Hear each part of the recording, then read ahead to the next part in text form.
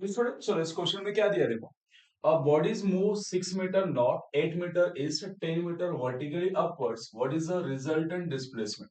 Okay जब भी याद रखो क्वेश्चंस में ना तीन तीन परपेंडिकुलर डायरेक्शन दिया है तो हमेशा उसको X Y Z axis consider करते हैं। यहाँ पे क्या दिया है देखो, नॉर्थ और ईस्ट क्या होता है परपेंडिकुलर, जैसे मैं ड्रॉ करता हूँ इसको, तो ये बोलूंगा यहाँ क्या होगा, नॉर्थ हो गया, यहाँ साउथ हो गया, यहाँ ईस्ट हो गया और यहाँ वेस्ट हो गया। नॉर्थ और ईस्ट क्या परपेंडिकुलर है। तीसरा तीसरा डायरेक्शन क्या देख रखा है, वर्टिकली अपवर्ड लिखा हुआ है। तो यहाँ पे तीन डायरेक्शन दिए हुए, एक क्या आपके पास नॉर्थ है, दूसरा क्या ईस्ट है, तीसरा वर्टिकली अपवर्ड से। जब भी तीन डायरेक्शन दिया है, तीनों क्या वर्टिकल, क्या तीनों क्या परपेंडिकुलर से, तो हमेशा तीनों को क्या लोगे एक्स वाई जेड एक्सिस। तो अगर मैं इसको ऐसे प्लॉट करता हूँ, सोचो मैं बोलता हूँ यहां से ये वाला जो ईस्ट है इसको मैं क्या बोलता हूँ एक्स एक्सिस, वर्टिकली जो रहेगा यहाँ पे इसको वाई एक्सिस बोलता हूँ नॉर्थ को, और यहाँ पे वर्टिकली अपवर्ड्स में ड्रॉ यहाँ करो बट एक्चुअली ऐसा है, इसको बोलते हो जेड एक्सिस। तो ये एक्स नॉर्थ के अलावा कितना जा रहा है, यहां जा रहा है ये कितना 8 मीटर, सॉरी 8 नहीं, कितना जा रहा है ये 6 मीटर।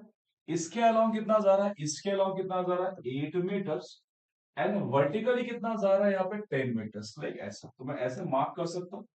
कंसिडर करो ये वाला क्या नॉर्थ हो गया, ये क्या होगा ईस्ट हो गया, ये बाहर क्या आ रहा है आपके पास इस वर्टिकल। तो ये तीन डायरेक्शन हो गए। जब भी आप तीन डायरेक्शन आपको दिया है तो हम डायरेक्टली डिस्प्लेसमेंट को ऐसे शो कर सकते हैं। एक्स के अलावा कितना आ गया 8, तो ये 8 i कैप हो गया, प्लस वाई के अलावा कितना आ जा रहा 6, तो ये 6 j कैप हो गया, एंड जेड के अलावा कितना 10 k कैप। डायरेक्टली हम क्या लिख सकते हैं, डिस्प्लेसमेंट को वेक्टर फॉर्म में लिख सकते हैं। अब मुझे आंसर किसमें मैग्नीट्यूड में चाहिए तो इसका मैग्नीट्यूड निकाल लेते हैं। क्या है magnitude, magnitude of displacement is under root of 8 का स्क्वायर प्लस 6 स्क्वायर प्लस 10 का स्क्वायर।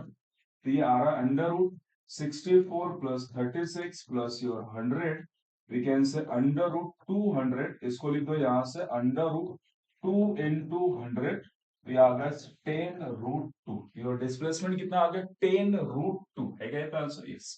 तो याद रखो जब भी ऐसे क्वेश्चन है कि परपेंडिकुलर डायरेक्शन दिया है तो उसको आप एक्स वाई जेड एक्सिस ले सकते हैं।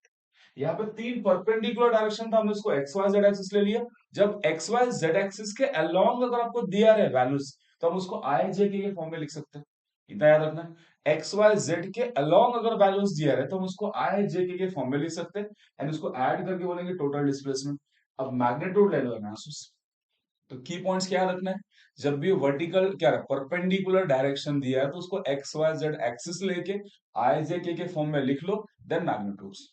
क्लियर समझ में? Thank you.